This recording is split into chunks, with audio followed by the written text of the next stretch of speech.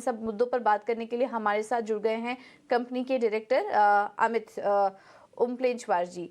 Amit ji, thank you so much ET Now Swadesh को समय देने के लिए। सबसे पहले तो आपसे जानना चाहेंगे कि अभी फिलहाल ऑन ग्राउंड सिचुएशन कैसे नज़र आ रही है, ऑर्डर बुक विजिबिलिटी कैसे दिख रही है आपको, और FY23 के लिए FY24 के लिए क्या गाइडेंस आप शेयर करेंगे? इसके पहले आपने जो 26,000 करोड़ से ज़्यादा का गाइडेंस दिया था, क्या उस पर आप अभी भी कायम हैं? देखिए, 26,000 करोड़ की गाइडेंस अब हमारी मर्ज्ड एंटिटी के लिए मुझे लगता है रियलिस्टिक टारगेट है। हम लोग ऑलरेडी 40-50 हजार करोड़ की ऑर्डर बुक पे इस वक्त बैठे हुए हैं, जिससे हमें इनफ रेवेन्यू गाइडेंस मिल रहा है। और क्योंकि अब हमारे टिकट साइज प्रोजेक्ट्स के बड़े हो गए हैं, हमारा water business, urban infra business, transmission business, building business बहुत हाई ग्रोथ विटनेस कर रहे हैं, तो मुझे लगता है 26,000 करोड़ का जो हमने टारगेट पूरे साल के लिए दिया है, हमें उसे अचीव कर लेना चाहिए। हम्म। और कौन-कौन से कारोबार हैं आपके जिसमें कि मोमेंटम अच्छी दिखाई दे रही है? रेलवे से, टीएनडी से, कहाँ से आपको ग्रोथ मोमेंटम ज़्यादा अच्छी दिखाई दे रही है? और एक्सपोर्ट के बारे में भी आपसे समझना चाहेंगे, अगर एक्सपोर्ट फ्रंट पर देखेंगे तो प्रदर्शन कैसा लग रहा है और कौन से सेगमेंट ज़्यादा कंट्रीब्यूट कर रहे हैं? देखिए, हमारे सारे बिजनेसेस साइक्लिकल होते हैं नेचर में।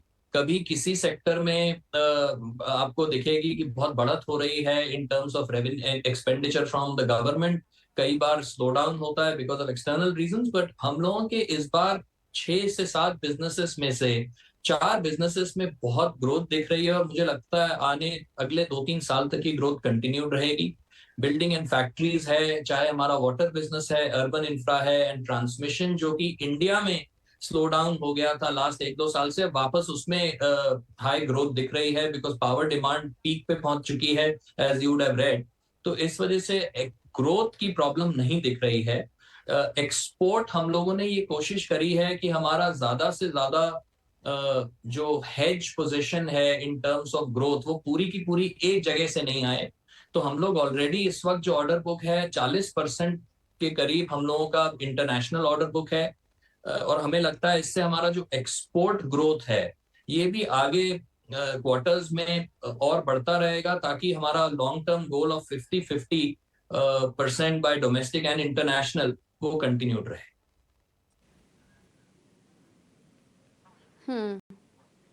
और मर्जर से जुड़ा, जो कि आप अभी हाईलाइट भी कर रहे थे कि मर्जर से जुड़े फायदे भी मिल रहे हैं आपको और उसकी वजह से ऑर्डर बुक विजिबिलिटी अच्छी नज़र आ रही है, और किस तरीके के सिनर्जीज यहाँ पर आप दिखे आपको इस मर्जर के बाद में, और इसके अलावा आगे आप क्या आउटलुक शेयर करेंगे ग्रोथ फ्रंट पर?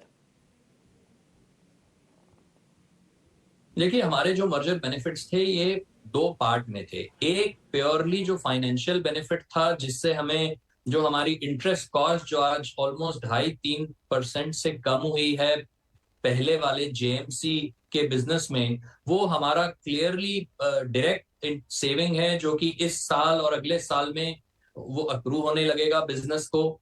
हमारी जो मैन पावर जो हम अदरवाइज बढ़ाते, वो हम लोगों को बढ़ाने की जरूरत नहीं है। In the same proportion to that effect हमारी जो मैन पावर और जो फिक्स कॉस्ट है as a percentage of revenue, वो भी कम होती जा रही है। अगले 4-5 क्वार्टर्स में they will start realising the benefits of that. और जहां तक बिजनेस का सवाल है, अब हम 2,000-3,000 करोड़ तक के सिंगल प्रोजेक्ट्स में आम बिडिंग कर रहे हैं, जो कि पहले हमारे यहाँ नहीं होता था। पर ये हमारी मर्ज बैलेंस शीट की वजह से जो हमारी कैपेबिलिटी हमारी एनहांस हुई है, जो हमारी मैनेजमेंट बैंडविड्थ हमने एनहांस की है, आई थिंक उसका जो इनडायरेक्ट फायदा है मर्जर का, वो और ज्यादा है, जो कि अगले 2-4-6 क्वार्टर्स में आपको दिखना शुरू हो जाएगा, जिसकी वजह से हम कॉन्फिडेंट हैं कि हमारी ग्रोथ भी इस साल हम 30% करेंगे रेवेन्यू में। One of the reasons is that. और मार्जिन को लेकर सर क्या आउटलुक बन रहा है आपका? क्या यहाँ से हम देखेंगे कि मार्जिन और प्रॉफिटेबिलिटी इंप्रूव होगी, क्योंकि चौथी तिमाही में तो जो ट्रैवल कॉस्ट बढ़ी हुई थी उसका असर हमने मार्जिन पर देखा था। अब आने वाले समय के लिए क्या आउटलुक आप शेयर करेंगे मार्जिन के फ्रंट पर? तो हमारा जो Q4 मार्जिन थे वो भी इन लाइन विद गाइडेंस थे। बट हमारा जो FY24 हमने 4.5 से 5% एबिटा मार्जिन बताई है कि हम अचीव करेंगे। हम काफी कॉन्फिडेंट हैं गिवन हमारे सिनर्जी ऑफ मर्जर एटसेट्रा, और जिस तरीके से हमारा प्रोजेक्ट एग्जीक्यूशन पिकअप होने की आगे हमारा प्लान है। मुझे लगता है 4.5-5% का एबिटा जो हमने गाइड किया था साल के शुरू में, वो हम अचीव कर लें। एक बार FY24 का फिर गाइडेंस भी आपसे समझना चाहिए, क्योंकि ढेर सारी ऑर्डर आपने अभी जीती हैं, तो उसके चलते क्या FY24 के गाइडेंस को कुछ रिवाइज करेंगे आप? आपने पहले स्टैंड अलोन रेवेन्यू की जो ग्रोथ देख रहे थे वो 30% के आसपास का देख रहे थे, और PBT मार्जिन जो था वो 4.5 से 5% के लिए आपका एक्सपेक्टेशन था। अब क्या उसमें कुछ बदलाव करेंगे आप? जी, as of now, 2 months only into the year, but we are quite bullish, और हम काफी कॉन्फिडेंट हैं कि 30% स्टैंड अलोन पे हम रेवेन्यू ग्रोथ भी करेंगे और 4.5-5% पे EBITDA भी आएंगे। और हमारे compare to all our peer group जो लिस्टेड स्पेस में हैं, I think these would be the best numbers also closing FY23, and hopefully we will continue that trend in FY24 as well. Hmm. Okay, thank you so much Amit ji, हमारे साथ जुड़ने के लिए, और अपने कंपनी के कारोबार के बारे में, विस्तार योजनाओं के बारे में भी हमारे साथ डिटेल में हमारे साथ चर्चा करने के लिए बहुत बहुत धन्यवाद आपका। तो ये थे कल्पतरु के मैनेजमेंट, कल्पतरु पावर के, और स्टॉक प्राइस पर नज़र डालें तो इस वक्त 526 के आसपास कारोबार कर रहा है। पिछले स्तरों से हल्की रिकवरी ज़रूर आई है, लेकिन आज लाल निशान में ये स्टॉक ट्रेड कर रहा है। एक बार कंपनी में राय क्या होनी चाहिए, फंडामेंटल लिहाज से कंपनी कैसी नज़र आ रही है, ये भी समझ लेते हैं। और हमारे साथ मयूरेश जोशी जुड़ चुके हैं। Mayuresh, thank you so much समय देने के लिए अपना ET Now स्वदेश को। कल्पतरु पावर, ये कंपनी कैसी लग रही है आपको? अभी आपने मैनेजमेंट को भी सुना, विजिबिलिटी तो अच्छी नज़र आ रही है, आगे के लिए गाइडेंस भी अच्छा देख रहे हैं, इन स्तरों पर आप एंट्री करने की राय देंगे?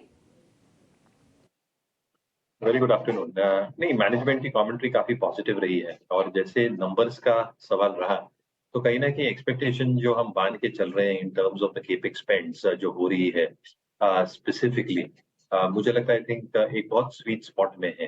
तो कहीं ना कहीं आई थिंक जो ऑर्डर बुक है along with expectations of revenue guidance, और जो एक मार्जिन की स्टेबिलिटी की हम एक्सपेक्टेशन कर सकते हैं, कहीं ना कहीं I think numbers for this part of the power chain जो मैं कह सकता हूँ, कल्पतरु हो, KEC हो, ये स्टॉक्स अगर किसके पोर्टफोलियो में, तो बिल्कुल होल्ड करना। ओके, तो ये है व्यू कल्पतरु पावर पर। चलिए अब